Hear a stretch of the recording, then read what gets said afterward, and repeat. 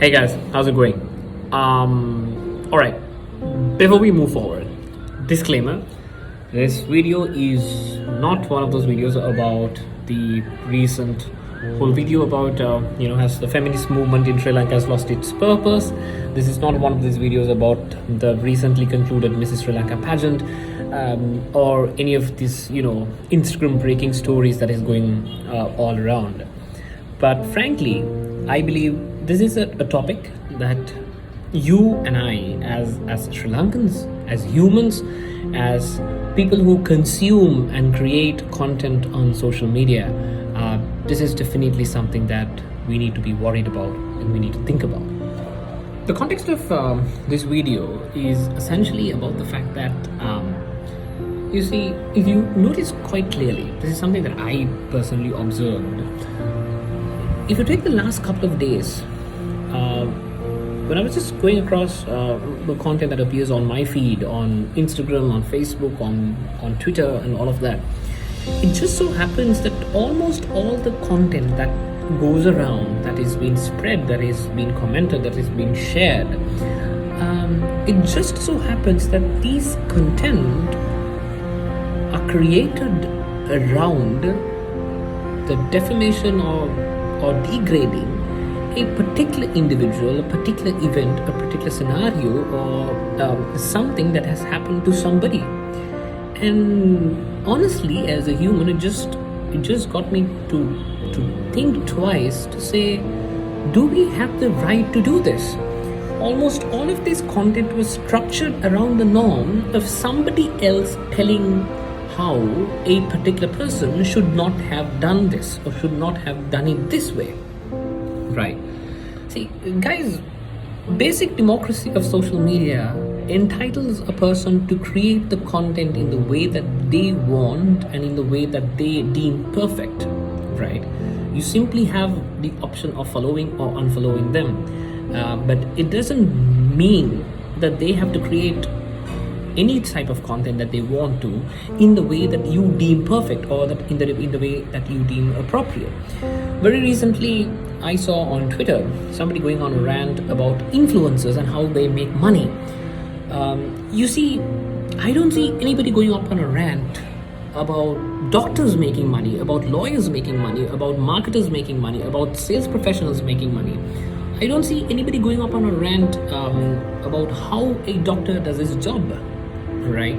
Essentially, you may not like the way how influencers work through. You may not like the way how they promote a specific brand. You may not like the way how frequently they do promote a particular brand. You may not like the type of content that they create.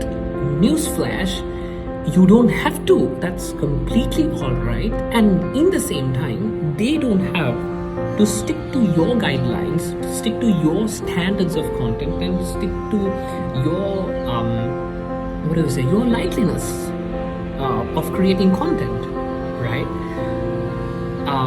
Fact of the matter is, even though you do not prefer their content, newsflash, there's about 30, 40, 50,000 of people who actually do prefer the type of content that they create. So essentially, if you don't like it, if you don't like the style of them creating content, simply unfollow them, right? As long as whatever the stuff that they put out doesn't make an adverse impact on you, it doesn't make an adverse impact on the society, I don't see a reason as to why you need to jump up on Instagram or Twitter or create a different content, degrading them, humiliating them, or talking shit about them in simple language. Very similar to the story with this whole buzz for the last 2 to 3 days about this particular IG live, where one of these ladies goes up and say, has the feminist movement lost purpose in Sri Lanka, or something along those lines. Now, I'm not an expert to talk about the feminist movement, so I'm not gonna tell whether what she said was right or what she said was wrong. But the point is, if you are going to go up on a Instagram live, or if you're going to go up on another video and call her a attention seeker, you are no different to her, right? You yourself is just simply doing what you are accusing of another person to do. See, if whatever that she said was factually incorrect, yes, correct it, because leaving that sort of a content out there when the facts are wrong can have an adverse impact, because another person would refer to them and say, okay, this is the real story. So if the facts needs to be corrected, by all means go for it and correct those facts. But simply moving through to the point of calling her names and this and that and the other, that is beneath ourselves, right? Very recently there was this particular celebrity couple who got married, and the gent was apparently a divorcee and got married again for the second time, which is pretty normal. Like, grow up, it's the fucking 21st century, it's pretty normal, right? You get into a relationship, you get out of a relationship, it's all right. And when they posted about this on Instagram, just for the fun of it, I just read the comments, and like at least about 4 out of 10 comments, right, were essentially tagging the previous wife, or talking about the previous wife, or talking to the current wife, how she's going to be the second when this guy marries for the third time. I mean, you need to ask yourself that as Sri Lankans, as humans, that is really fucked up. Why can't we go beneath it and say, you know what, congrats, got married. I really hope that it works for you, and that you have happily ever after.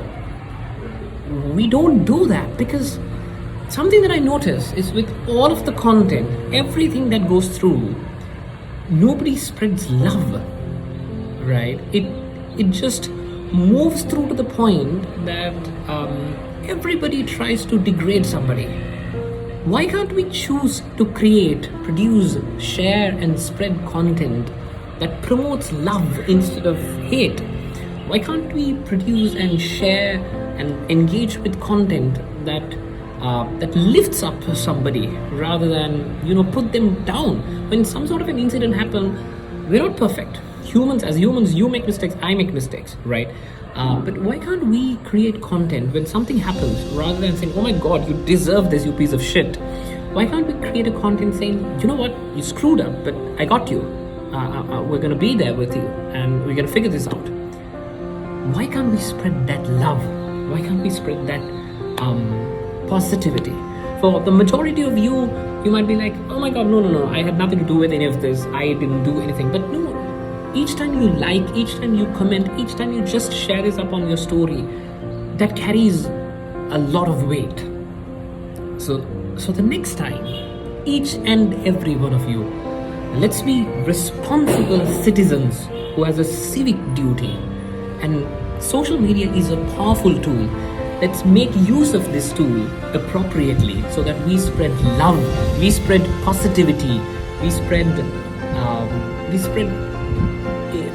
where we inspire people, where we tell people that this world has still some good left in it. Spread that love, spread that positivity, lift people up, don't degrade them, don't humiliate them. If there is something wrong, point it out, but point it out nicely, and do so that tomorrow the content that you produce, a video that you may put out, a comment that you may leave, a piece of content that you would share up on your stories, that it would not be to degrade anybody, to humiliate anybody, but to uplift a person, to nurture a person. Because you and I, we don't have the right to tell another person, this is how you should be living your life, this is the type of content that you should be sharing, this is what you should be doing with your Instagram, because we are nobody to do that.